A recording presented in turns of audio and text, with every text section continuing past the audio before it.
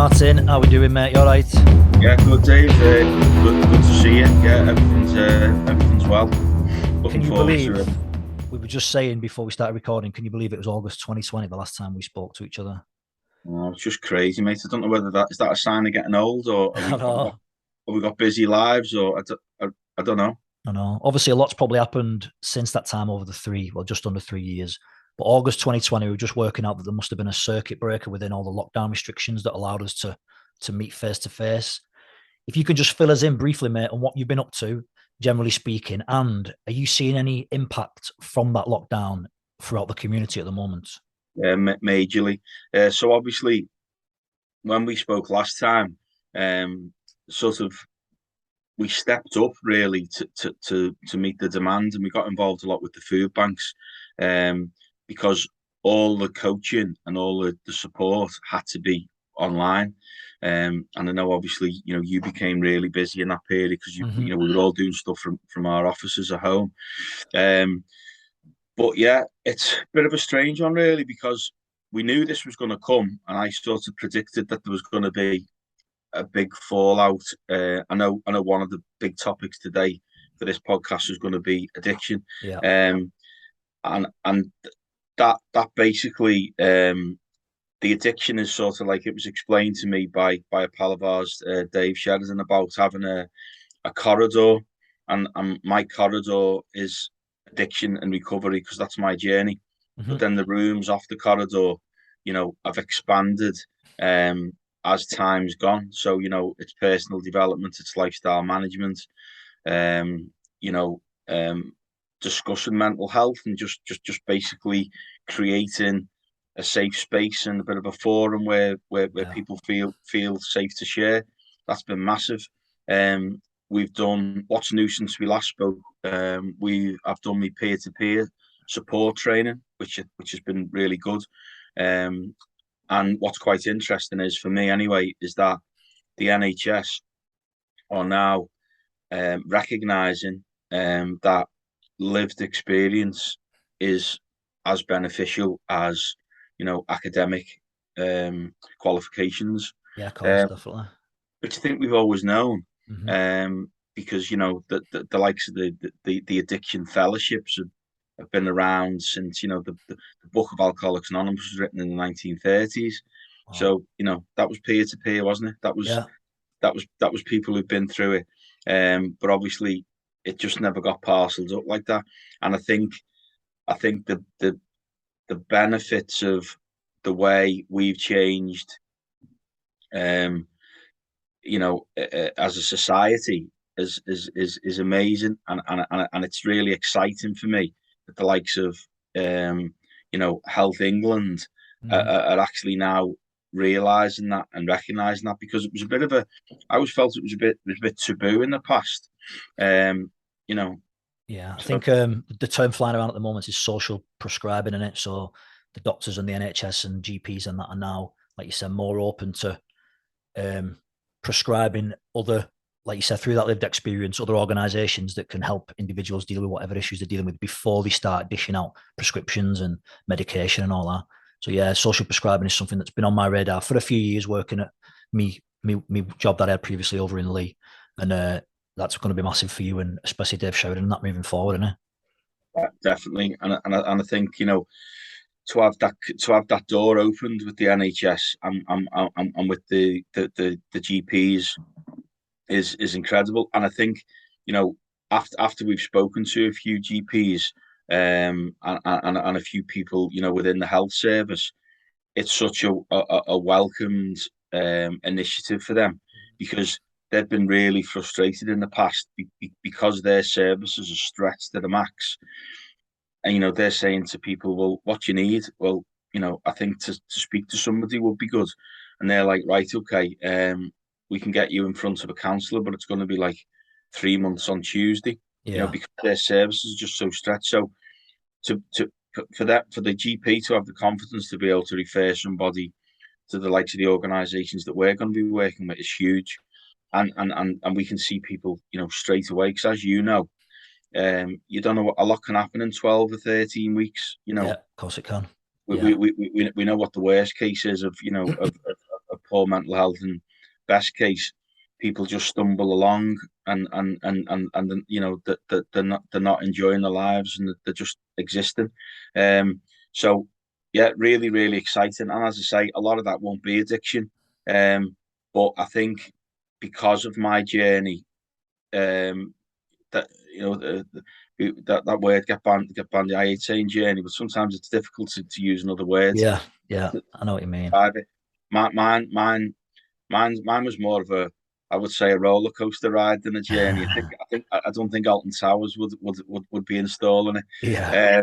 And I often joke and say, Tarantino wouldn't be making the movie either.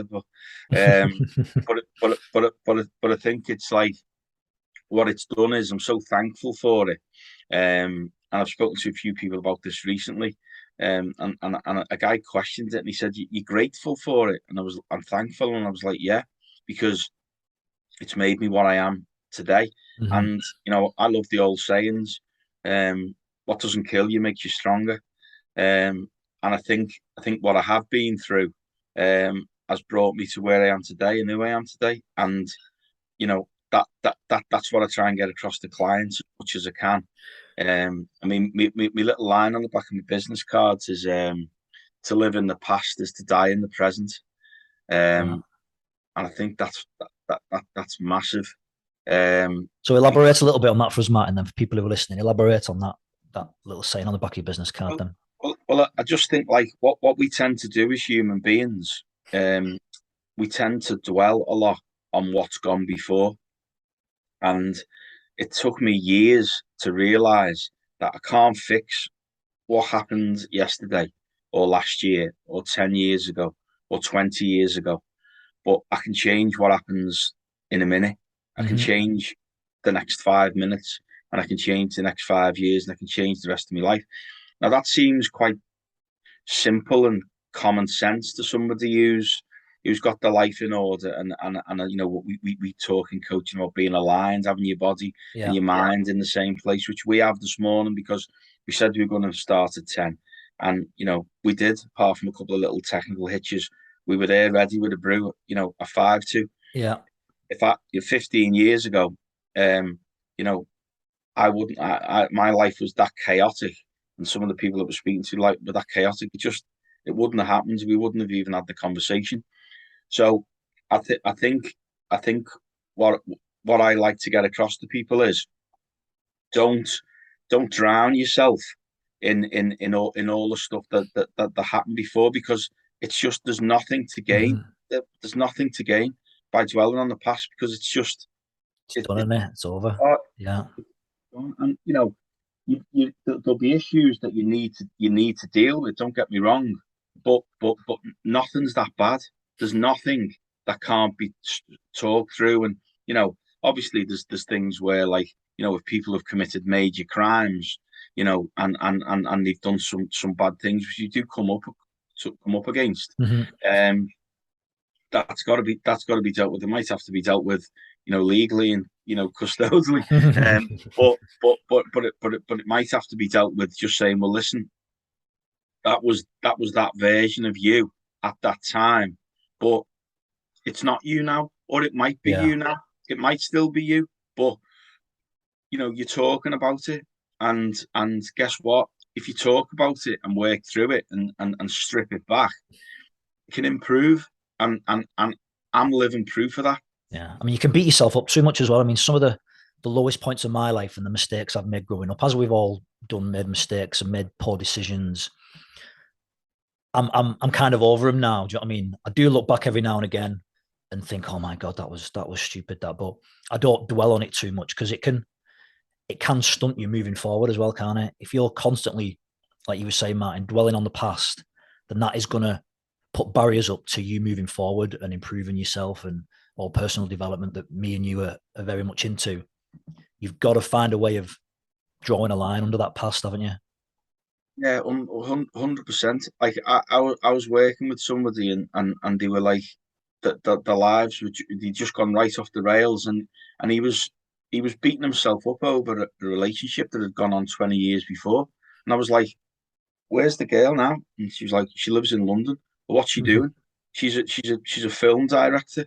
I thought, okay, is she married? And yeah, she's married. She's got three lovely kids. I said, okay, don't take this the wrong way, but you think she's lying awake, worrying about an argument that she had with you, 20 years ago? And he was laughing like, and he was like, no. I was like, mate, you need to move past it. You Yeah. haven't killed anybody. You've made a couple of bad calls, which we do. We're humans. We're never going to get it 100% Mhm. right all the time. How much And do you I, think that comes down to, like, holding on to that identity? So some people, some people like to, and I'm not saying this guy in that instance that you just spoke about is doing this, but some people like to play like a victim, and it's very hard for them to feel empowered and such. So how much of that do you think is people just holding on to identities that they've had previously? They maybe don't know who they are personally, and because maybe bad things have happened to them, they identify now with being that victim, and it's very hard for them to see themselves as empowered. Do you think that comes down to it as well? That yeah, yeah, identity. yeah, definitely. It's a big element of it. But what we've got to do, as mentors or coaches or whatever role we're in, is to explain to them that they're a different person today and they're in a different stage of their lives. And I think sometimes when you're living a bit chaotically, or your mind's racing, or you've got negative self-talk, sometimes it takes the likes of us to say, hey, hang on, like I'm gonna have another saying here, the wood's for the trees. Mm-hmm. When you're in the middle of something, it seems the worst thing that's ever happened to you. And whatever's happened to you in the past, it's the worst thing. And for people like us, and what I love about what we do and what I get to do on a daily basis is to say to people, listen, nothing is that bad. Anything that you've done is not that bad. Look at the positives. Look at what you're doing now. Celebrate the small wins. Yeah. Celebrate the fact that you're sat in front of me and we're talking about it. Forget about everything else. If that's the base level, if that's the start, then let's celebrate, because this is the beginning of changing that. And Yeah. that's what I love. Like, we wrote, Dave and I wrote a course called Progression, Not Perfection. And people talk about moving from A to B. Do you know what I mean? I'm in front of people that I want them to even consider leaving A. Yeah. Just the thought of maybe leaving A in a year's time sometimes is enough. You Definitely. know, Yeah. And that point from zero to A can have multiple steps in between that as well, doesn't it? A doesn't have to be like the first rung on the ladder. The smallest incremental step to get to A, just them little wins in it, like you said. So it can be as small as you need it to be for you to make progress. definitely, and gauge you on your own development, and your own mentality. And it's not one size fits all, is it? So and that's the other exciting thing about what we do. No 2 days are the same, Mm-hmm. because you never know who you're going to get in front of you. But we, fortunately, for the people that we do get in front of, we see them as human beings. What we do isn't gender or postcode Yeah. specific, or is it, or class specific, or race, or anything at all. It's a human being. Sexuality. You're a human being who has feelings and has emotions. And I think what I love doing is just giving people a platform to be able to openly trust somebody, Yeah. and have a discussion, and that's it. Now, whether that's around addiction, whether it can be around anything at all. Um, obviously my story, what was addiction, from a young age, um, and decisions and people who I had around me led me into situations that became unmanageable. Mm-hmm. Um, but that gave me the tools, um, to be able to see how you can work through, adversity, and low parts of your life. And I think Yeah. that's what we bring to the party, isn't it? Mm-hmm. So going back to what you were saying before about 15 years ago, you wouldn't have been, the erratic behavior, chaotic lifestyle, you wouldn't have been like organized enough to set up this kind of Zoom call that we're on this morning.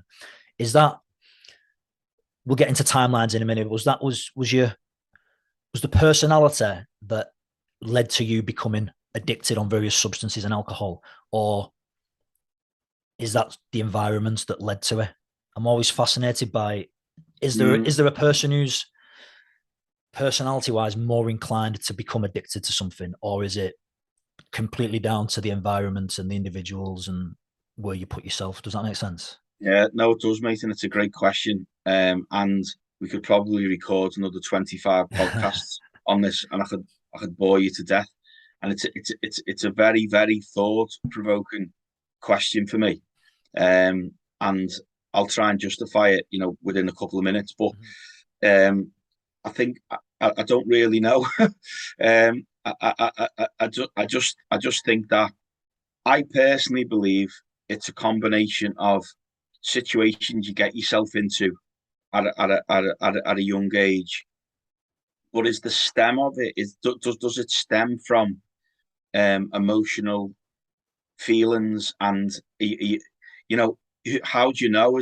It's a very fine line between, are you just taking drugs when you're 16 and 17 because your mates are doing it, and when you've taken it you enjoy the feeling of it, or are you taking it because you were bullied a little bit in school, and if you're taking the drugs with the 16 and the 17-year-olds who were seen to be the cool ones and the ones who were going out and partying, does that make you fit in? Or are you taking them to block something out that happened when you were 7 or 8 that you haven't dealt with? It's a real can of worms, that. Yeah. And I think it comes down to the individual. Whether you ever 100% get to the bottom of the reason, I don't know.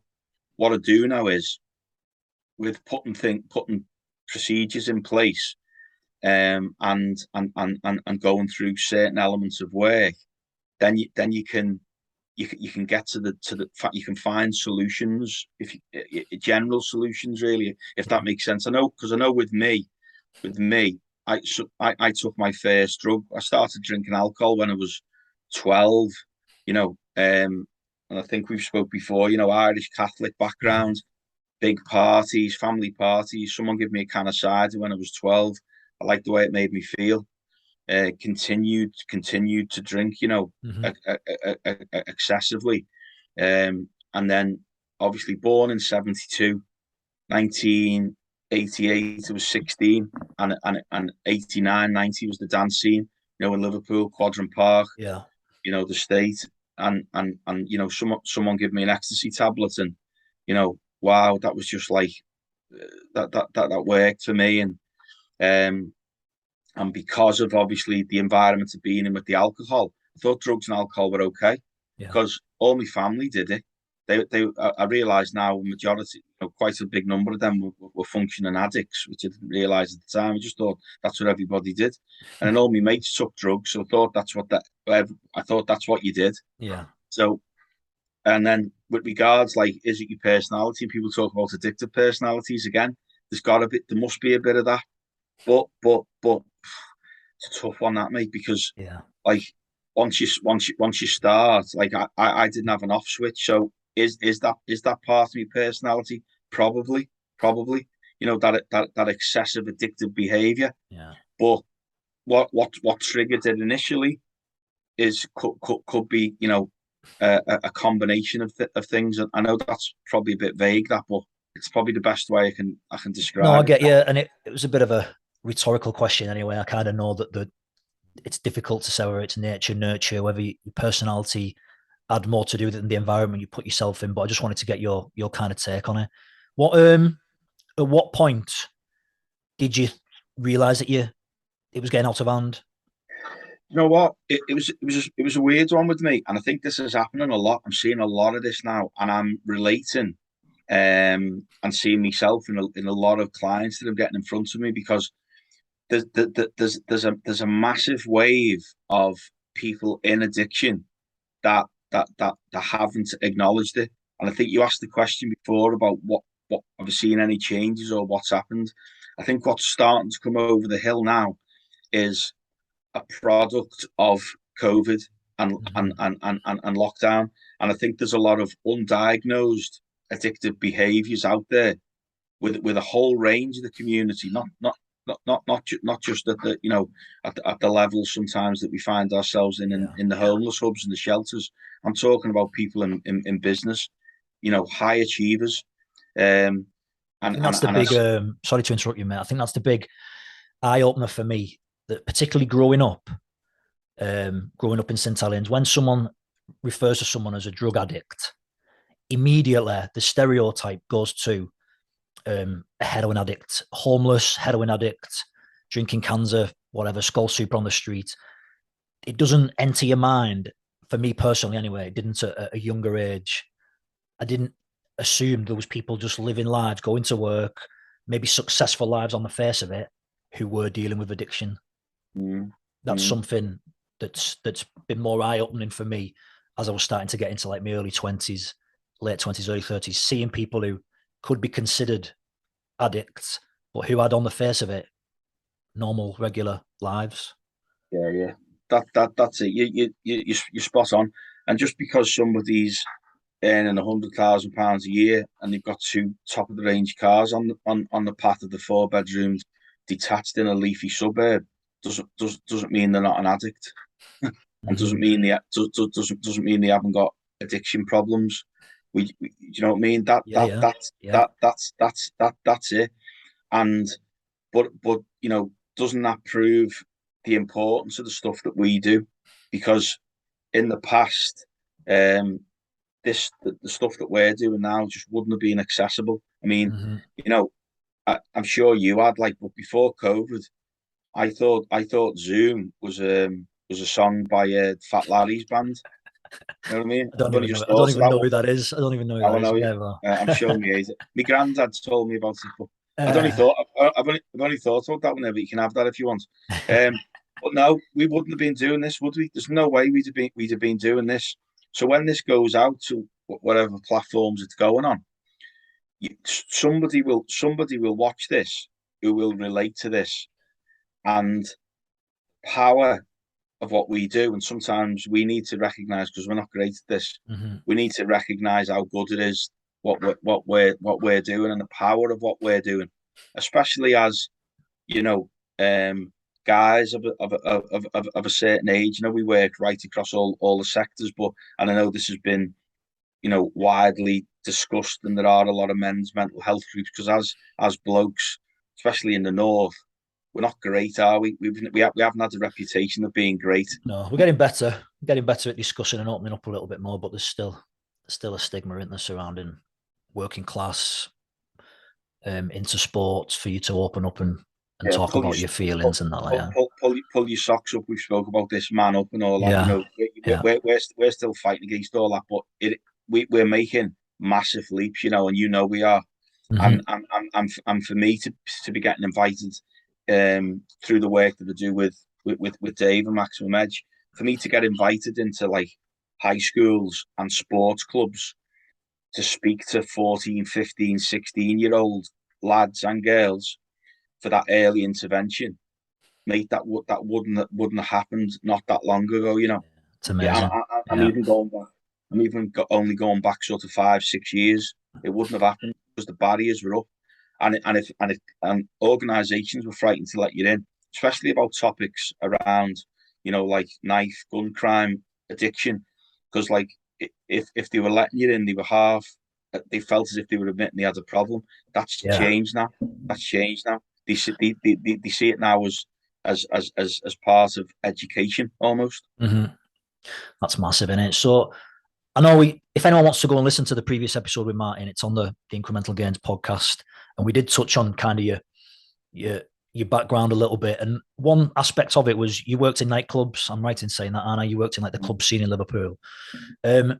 How bad did the drug take and the alcohol get at that point? Because obviously you're in and amongst it, in that there's no real getting away from the drugs and alcohol if you work in that background as well. How bad was it getting? And I don't ask this to kind of glorify things, but I just want to get kind of a picture of how bad Yeah, yeah, things were getting. yeah. Well, see, the thing is, the other thing is, which is important, is that it doesn't all happen. It doesn't happen, overnight. Um, Sorry, mate. Just carry on. I'm just going to change cameras. My camera's gone off. yeah, it doesn't happen overnight, and this is the thing. You don't necessarily have to fall from grace, within a couple of weeks. Um, mine was a real gradual thing, and as I said before, I was like, I grew up, and the dance team was on, but I had another part of my life as well. I was an entertainer, so from when I Mhm. was 17 years of age, I went off like singing and performing around like cabaret clubs in Northwest, and alcohol was just drink was there. I Yeah. grew up in the in the club scene, not just the dance club scene. So I'd go and do that, when I wasn't gigging, and if I was gigging, I was also in a working man's club where everybody was drinking. So I didn't, you know what I mean? I was it was all around me. But when I hit me rock bottom in 2009, I joked that, I joke and say, I said before, Tarantino wouldn't make the movie, and it was as bad as it could get. Yeah. I had drug dealing around me, which I was aware of. I was licensee of a 2 o'clock restaurant. So if drug dealers know that the guy who's managing the restaurant is a drug addict, then it's the perfect storm, isn't it? Because they were supplying me and they were selling it as well. So I got embroiled with that. And it was scary. Yeah. The bar that I was working in was in an area where there was gang issues.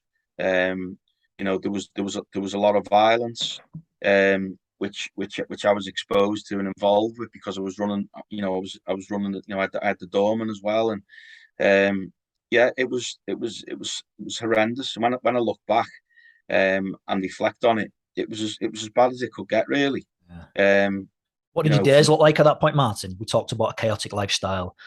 What did your days primarily look like? Was it get up? What Yeah, was kind of the routine? yeah. Well, near the end, sort of like certainly for the last 12 months, I couldn't function without cocaine, or alcohol. So for a full year, in the end, I was taking. It started off what most people will do. You were taking drugs.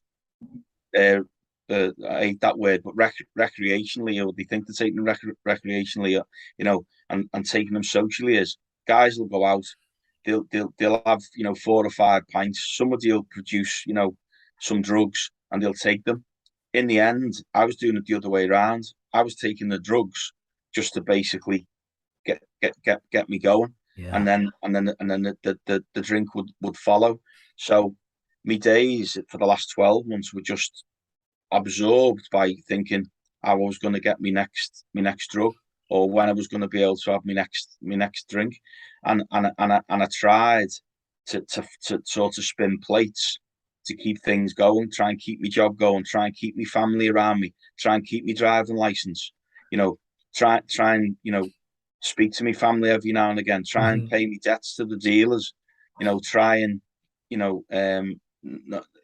not get myself involved in any sticky situations. Managed to do that for 12 months, and then the last 4 weeks, it just all came, round, crushing down around my ears. And that was my rock bottom, and my rock bottom was owed a lot of money to the dealers, was threatened with serious violence. Mm-hmm. Was just about to lose my job. My missus and my kids were looking for accommodation because we were just about to lose the house. The house was about to get repossessed. My car got repossessed. My mum was trying to get hold of me to tell me, she was really worried about me, and my family were worried about me, and you know, that was it. And thankfully for me, I found my rock bottom, and I managed to start again. But that had all stemmed from me being 12 and 13, picking that first can of beer up, Yeah. and it taking me right through my teenage years. You know what I mean? I was gonna say to your point then when you finished off that people might listen to this and go, well, that's not going to happen to me. I only have like a bag of beak on a weekend or whatever with a few pints, like, and I'll ask you in a minute why you hate the word. Was it recreational? You hate that word. We'll touch on that in a minute. My question was, people will be listening to this hopefully thinking, well, that's not going to be me because I only have a bag on a weekend when I got my mates. Through the week, I'm fine. How does it get from that point to the end where Yeah, well, you're hitting rock bottom? again, I think that comes down to personal circumstances. But the thing is, isn't there much more of a chance of you getting to that low level when you're just taking the weekend and you think you've got it under control? Isn't If something happens in your life, if you hit a bump in the road, the danger is if you've got access to that and that's part of what you do socially and recreationally, and which we said we'll go back to that word recreationally of a weekend. Is there a danger that if something happens on a Tuesday or a Wednesday, you lose a loved one, or you have murder with your missus, or something happens in work, someone annoys you in work, or your kids are playing up, or something happens? Is there a possibility you'll go, do you know what, sod this, I'm going out for a beer? You Yeah. know, there's a midweek game on, there's a Champions League game on. I know there's going to be a few lads in the local. I'm going to go down. Sod this. I'm hitting myself to struck button. I'll throw a sickie tomorrow. You go down, you have a few beers. Next thing, you've had a few beers. You're on the phone. The dealer's turns up. So it's now a Tuesday or a Wednesday, and you've had your cocaine, and that blocks everything out. And you think that's all right, that. And then does that slip into like a Thursday now because you're off on the Friday? That's the danger. But apart from that, if you're just taking it a weekend and you're taking it recreationally, then is that still you being the best version of yourself? Yeah. Just because it's the weekend and it's recreational because it's Friday, Saturday, Sunday, and the circle you're in are doing it, is that right? Is that you being the best dad, the best husband, the Yeah. best employee, the best son, Yeah. best neighbour? Probably not, because when you're getting up on the Sunday morning and you've only had 4 or 5 hours sleep and you're rough as toast, and your kids want to go swimming, or they want to go and walk the dog in the woods, or they want to do something, are you going to do that? Probably not. If you do it, are you going to be, as we spoke before, aligned? Is your mind and body going to be in the same place? Yeah. Probably not. So you know what I'm saying? It doesn't have to be categorically everything, wheels falling off the full hitting rock bottom like I have. And hopefully there will be people listening to this who might be taking a look inside themselves or having a look in the mirror and going, well, am I being the best dad I can be? I'm sure to God, no, I wasn't. Yeah. Am I being the best husband? Does my family deserve more? Does my boss deserve more? Has he stood by me? You know, should I be better on a Monday or a Tuesday? That's the stuff I'm as much Mm. interested in. I think going back to the analogy that you used at the beginning about that corridor with doors off the corridor, if you're walking down your corridor in your life and maybe drugs are around you, maybe it's something you do again recreationally on the weekend, and you're maybe dealing with high stress, so you're walking through your corridor, but you're dealing with a high stress situation, or something in your life just implodes, like an argument with your missus or some whatever you touched on before, Martin, like a bad conversation with your boss at work, or being risk and mid redundant, and your coping strategy, or you've got access to it as you're walking down your corridor, you can get access to the cocaine or whatever drug of choice, then is all these little doors off the corridor in it, and your coping strategy is to go down that route. Then that's gonna, yeah. I've never thought of that analogy before, but it's really good on that walking down the corridor. Whatever state of mind you're in on that corridor, and all these doors, depending on what happens in your life, can open off the back of it. 100%, and different circumstances and different times in your life will probably make you more attractive to certain doors. Yeah, yeah, yeah, yeah, But also the thing is alcohol is, for me is massive, especially now, because again, I hope there's people watching this who may look at themselves and question themselves and say, well, am I comfortable having that bottle of wine of a night? I'm still getting up for work the next day. I'm a bit groggy, but is that have I slipped into a little bit of a rut where a glass has turned into two glasses and two glasses have turned into a bottle? And sometimes because it's a Thursday or a Friday, the Mm-hmm. second bottle's getting open. But it's all right because my missus is having a gin, but she's having a thing. We're only watching a Yellowstone on, Yeah, on, yeah. on Netflix. That's what we do when we watch Netflix.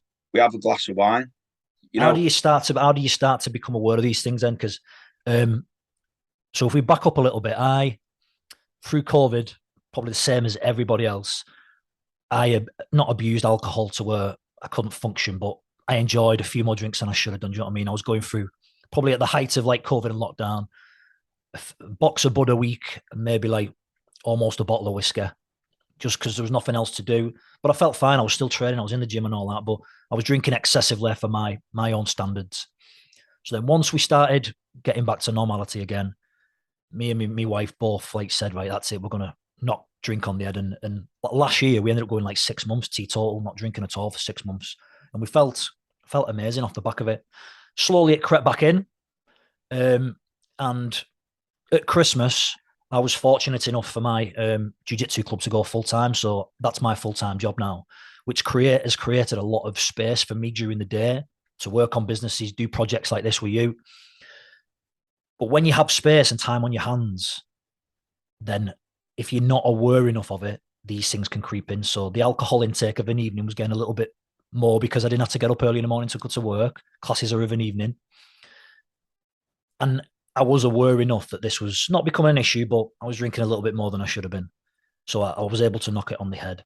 And my question is, Martin, like, how do people start to build up this awareness that maybe things, one bottles of wine is going to two bottles of wine of an evening, just because the missus is doing it, then they think it's okay to do it. The missus thinks the husband's okay to do it, so I'll do it. Two bottles of wine creeps up. How does someone become a bit more self-aware that these things might end up escalating? Yeah, I think the biggest thing and the biggest word that I use when I think about it is honesty. Now, people's interpretation or the meaning of honesty normally thinks it's being honest with somebody else. So being honest with your family or the people around you. But I want to speak to people about being honest with yourself. And we talk about like you know what you see in the mirror. I'm saying to people all the time when I'm coaching, are you being the best version of John, Billy, Mary, Julie? And can you honestly, hand on your heart, say that drinking a bottle of wine or drinking six bottles of Bud and four Scotch as an intelligent middle-aged human being is that a good life choice? You know, and if you are being brutally honest with yourself, you're probably going to say, I know it's not, but I don't really know how to stop it. Now, different people will use different tools to stop that. And we talk about people and places a hell of a lot. So I'm not saying leave your missus because she's having a glass of wine, but, you know, change it up a little bit, do something a bit different. Maybe Mm-hmm. when the spring comes or the nights are a bit lighter, I know you're massive on outdoors, and some of the the stuff Yeah, that you do, mate. You should be really proud of with your fitness and promoting the outdoors and exercise. It doesn't have to be running a marathon, as we all know. It could just be walking half a mile or something, yeah, but just getting out and get a bit of fresh air and mixing it up. So instead of binging on Netflix and watching four of them, you know, watch one or watch two, but before it or after it, go and have a walk or go out and do something else or yeah. find an interest. Do a jigsaw. I don't know, but just What we do is what I try and do is I kind of use sitting down watching Netflix as a reward for something. So if yeah, you've done something worthwhile during that day, maybe you've gone out for a run, maybe you've, I don't know, took on some extra work at work and you've finished a project or something. Use that Netflix not as it's what we do every evening, but as a little reward. Right, I worked hard today. I'm going to sit and watch a film tonight with my missus or something like that. Do you know what I mean? yeah. I get that.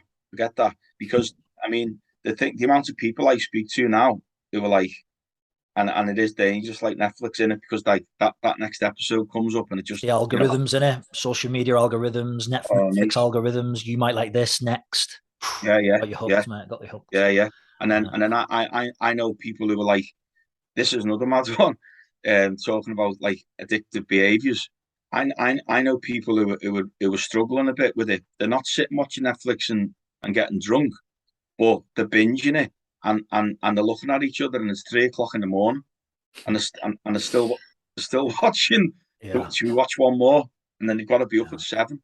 And they're up at 7 and they're groggy the next day. They haven't got a hangover. So there's another example of addictive behaviors and we're not talking about drugs and alcohol. But so what we're talking about is being aware, being aware of getting into little ruts and little alarm bells ringing. You asked me the question, what do you do? Well, what you do is you be honest with yourself and you look at it and you go, this isn't right. We're normalizing this, and it isn't normal. So we need to do something about it. We either need to talk to somebody about it, or we need to discuss it as a couple, or as friends, or as family members, and we need to change it up because we're not being the best version of ourselves by doing this. Because if we're tired, or we're hungover, or we're still drunk, or we're still under the influence of drugs, we're not going to perform to the best of our ability. And I think that's a real generalization, but I think it's a mega summary, and that's Yeah. what I use it. I use it a lot because there's nowhere to hide. If you Mm. say to somebody, "Are you, in your opinion, are you being the best version of you?" and you have an honest enough relationship, is that word again, honesty. If you have an honest enough relationship with them, and they go, "Yeah," I go, "Really?" And you go, "Maybe not." Go, Mm. right, okay. Are you prepared to do anything about it? Yeah, I am. Okay. Are you going to initiate it? Yeah, I am. Like what you just said, I'm going to use it as a reward if done something good. Yeah. Yeah. You know, if they go, well, no, I don't see it as a problem and I haven't got an issue. Well, that's a completely different topic because if they're not prepared to deal with it, at that point or at that junction, then there's not a lot we people like you and I can do unless they're prepared to initiate it. I know that's a whole other podcast, but Yeah. Yeah. um, you know that's the thing, mate. People have got to want it, and to be fair, on the whole, I think people do want to be the best version of themselves. You know, Yeah. wha- I mean, and I, people with young children, obviously, that's a massive motivator. You can look yourself in the mirror and say, "Am I the best version? Am I the best parent I could be?" To set an example to my kids, then that, yeah, like you said, honest there, and it's massive, yeah, isn't it? Yeah. yeah, huge. And I think you have got to be aware um, of what's going on around you. And as I said, go back to what I said originally. It's easy for us to say that because we've more or less got our house in order. You know, a big part of our job, in my opinion, is for us to allow people, you know, that sort of like access to the tools to make them changes. I think that's a massive power that we have and something that we should be proud of. So a question that's just coming to me then. Two questions actually. One, is there such a thing as a gateway drug? In your opinion, is there such a thing as a gateway drug? People start off, I don't know, smoking a bit of weed, and that will escalate, or like you touched on, alcohol was a big part of your story, wasn't it? Is there such thing as a gateway drug? Yeah, I think alcohol would have to be up there, wouldn't it? Certainly with like you're quite a bit younger than me, but sort of like round about our generations, I think alcohol is. I think it's changing. I think it has changed. I think cannabis is huge now. But That was part of me. That was part of my reason for asking that question was um, due to it being legalized in a lot of parts of the world at the moment. People assume that yeah, it's okay to do it now because it's legal in America or whatever. That might not necessarily lead on to another harder drug. If you know what I mean, that was my reason for asking that question. Like, Yeah, I think again it comes down to individuals. The amount of mm, young people, like the experience I've had with young people who are smoking this like strong strain of cannabis now, and the skunk or whatever they call it. There's probably a chance they won't move on to harder drugs they're not necessarily going to end up being heroin addicts or crack addicts Hmm. because they've had a split. But but that isn't necessary. That you would think that, well, that's okay. Well, it's not, because the strength of the cannabis that they're smoking, it psychotically and everything else, mentally and physically, is as bad as any of them drugs that you would normally think maybe harder drugs. Hmm. What is a hard drug? What they all have the same effect, don't they? Yeah, yeah. They all create unmanageable lifestyles and have effect on your health and your well-being. Hmm. So that, I've never thought of it like that. But what is a hard and a soft? What's the definition of a hard drug and a soft drug? Is having a case of bud and a bottle of whiskey harder than having a line of coke, or I don't know. Yeah, yeah. No, I've not got the answer to that one. Difficult as well in it now because I mean, a lot of people are understanding the dangers of alcohol, obviously because of the big thing it being legal and easy accessible.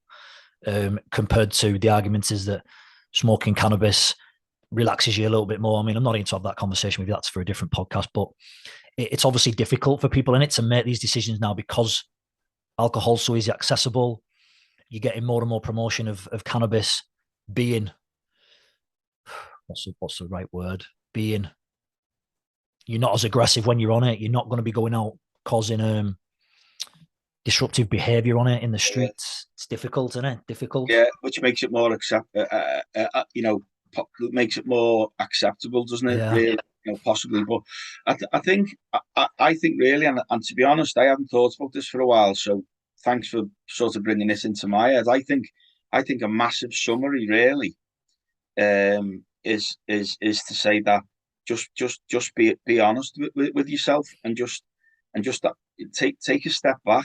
Just take a step Hmm. back and have a look and see what you're doing, and can you make any small improvements, and are you prepared to make any small improvements? And I think that's huge, Dave. To Yeah. depend, and that doesn't matter at what stage you're at in your life.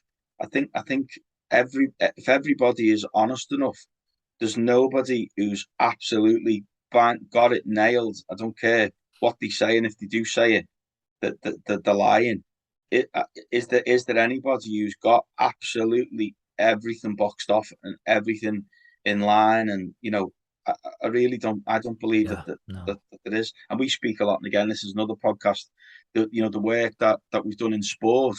There's always another level, isn't there? So I Hmm. know with what you do, you know, you you may be inclined to think that a top athlete doesn't need personal development, but they do, because if they're striving to be the best at what they do, are they neglecting something else? Or if they're not, is there another level? Well, we know there is, Yeah. because nobody's ever going to find that level of perfection. If you're a footballer, and you've scored 50 goals a season, can you score 60? Is there something you could change that would make you score more? Or do you I know what I know. mean? Yeah. So it's just a case of people looking at it, whatever level they're at, whatever stage they're at. And anybody listening to this, whether they're sofa surfing or whether they're the CEO of a blue chip company, you know, is there anything in your life that you feel as if you could change, whether it be drugs, alcohol, or something in your life? Is there anything that you can change that would improve it? And if there is, open your mind for learning and for sharing, Hmm. and from accessing, some of the work that we're proud to be involved with. I think that's it.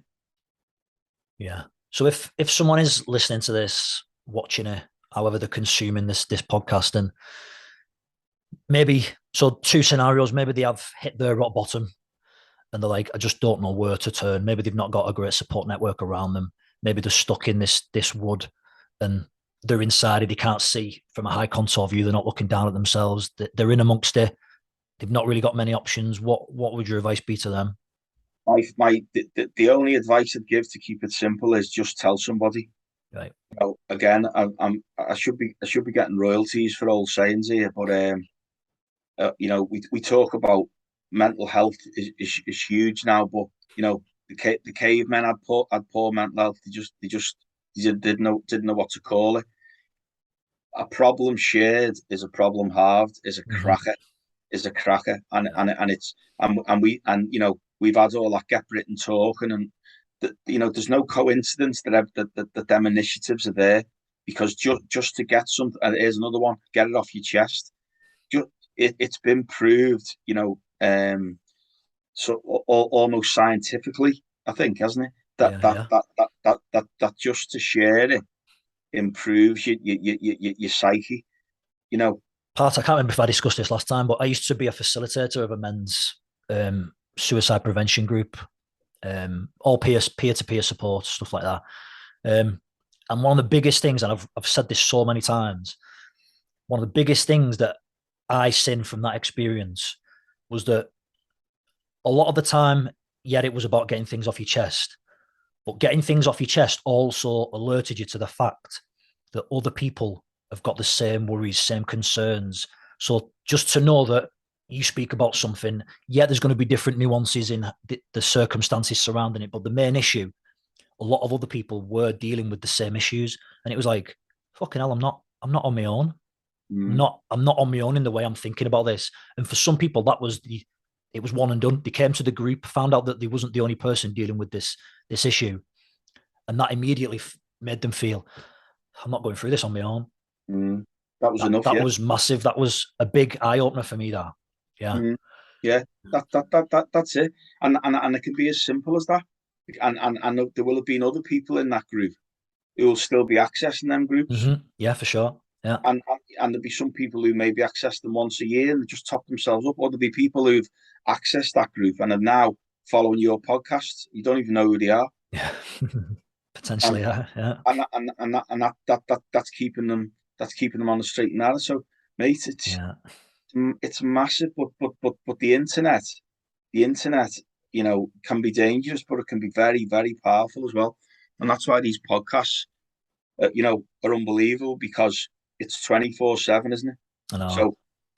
So, somebody will listen to this and will watch this at 4 in the morning, in Hong Kong. I don't know. Just before we go, mate, we never touched on why you don't like the word recreational. What is it about that?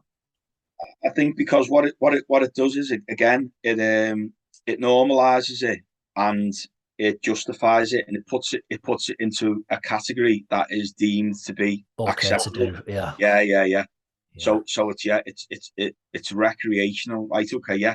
But what effect is it having? Just Hmm. because it's a Saturday, because it's a Saturday, does that make it recreational? So if it's a Tuesday, is it still recreational? Because you're still going to pub, you're still watching the footy, but you've had a gram of cocaine and 10 pints of Yeah. Moretti. Is that recreational? So Yeah. you've got to be careful that it's not another word that we use, because we don't need any more help in normalizing it, because we only have to watch, like, I haven't mentioned this one, but I love this one. We watch the soap operas. The soaps are massive, aren't they? Hmm. So on a Monday, well, I don't know what nights they're on, because fortunately I don't watch them anymore. But if you're watching EastEnders, then you flick over to Coronation Street, and then you've recorded Emmerdale. I said this to you, I think, on the last podcast, and I don't care how many times I bore people saying this. When you're watching the soaps and you're 12 or you're 13, when they celebrate, where do they go? Yeah. Whatever the main pub is in the village, When someone dies, where do they go? Yeah. When they've had a bad day, where do they go? So you're sat there at 13 or 14 watching Emmerdale, and they're in the wool pack, and they're on the shots because somebody's just got a new job, and it's 7 o'clock on a Tuesday, and you look over and your mum's got a large glass of red wine, and your dad's got a bottle of beer. It's imprinting in it. It's saying that, yeah, this is socially Simon, acceptable to do. Yeah. that's what people do. So when your Yeah. mates when your mates on a Friday night says, "We're gonna get, you're 12 or 13, we're gonna get a case of strong lager. Are you chipping in like to buy it?" And you go, well, yeah. Why wouldn't I? That's what you do. Hmm. How hard is it, though, at that age for you to be strong willed enough? Because at the end of the day, at that age, all you want to do is fit in. You want to be part of a tribe, don't you? You want to be seen to be part of the group. You don't want to be exiled from the group of your peers. So how hard is it at that age? And obviously, there's no right answer for this at all. But to be strong-willed enough to say, listen, no, I'm not into that, knowing that you're going to be ridiculed, whether you're going to be all the kind of stuff that goes on in schools nowadays with young children. You know what I mean? Very, very difficult, mate. Very, very difficult is the answer. Because don't forget, there's a lot of hormones flying around at that age. So your body's changing, your mind's changing. You want to fit in. You might have personal issues. Could be anything going on, Mm-hmm. and you want to fit into that category, and you don't want to be seen to be not in the in with Yeah. the in crowd. So if that means you're doing something that you're not necessarily comfortable with, you're going to do it because the people who you want to be seen with, that's what they do. Mm-hmm. So Mm-hmm. yeah, it's a really good point. And then where does that lead to? Where does that lead to? Does that Uh, end up in 10 years' time being the person, in a situation that I found myself in, or does it end up being the person that finds themselves in some of the chaotic yeah. lifestyles Yeah. we have to see, on a regular basis, in the towns and cities where we live, Mm-hmm. Um, one thing's for certain, there's a better chance, isn't there? Yeah, of There's a course, better mate. chance if they're making them choices at 12, 13, 14, they're increasing the risk, aren't they? That's for certain. Yeah. Yeah. I mean, Wow, we've covered some stuff there, mate. I That's know. I mean, we could go on it. If we can sync it up, I'd love to do a part 3 as well, because there's other topics that, going back to that analogy at the beginning, what we used as the corridor. Whether you're listening to this and you're thinking, well, I don't think I'm addicted to anything. I don't really abuse alcohol. I'm not into drugs. Your corridor could be something else. Maybe you're dealing with poverty as such. Maybe you're dealing with, like I said, a lot of stress at home, volatile relationships. These doors off the corridor could involve drugs, alcohol, poverty. So there's a whole other podcast topic there that I think I'd love to do a part 3 with you, Martin, if you're up for doing that.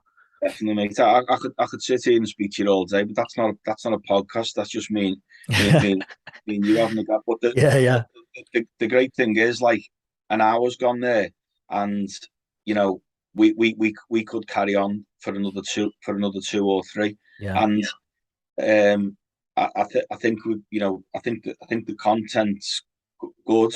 I think we've hit some really key issues there. And again, I think it's amazing that we're allowed to do this, and we can. Mm-hmm. You're technical enough and intelligent enough to get it Well, I out to don't the know about masses. that. Like, if you compare that to the beginning of the podcast when I had all sorts of issues, I won't go that far. But no, but it's always great to speak to you, Dave, and I just hope that people are willing to take a listen and maybe take something from it. Hopefully, mate. Yeah, definitely. Thanks for your time this morning, Martin. Is there anything else before we go? Where can people find out more about Clear Futures and the stuff that you do? Okay, so obviously, we're on the on website, clearfutures.org.uk, and obviously I'm doing a lot of work at the moment with Maximum Edge, so maximumedge.org.uk. Really excited about the stuff we've got going on with Dave and Katie over at Maximum Edge with the NHS, and I'm looking forward to being a big part in the future of Max Edge and what it's about. Yeah. Thank you very much again for your time, Martin. I'll speak to you Cheers, Dave. soon. Take care, pal. Nice one.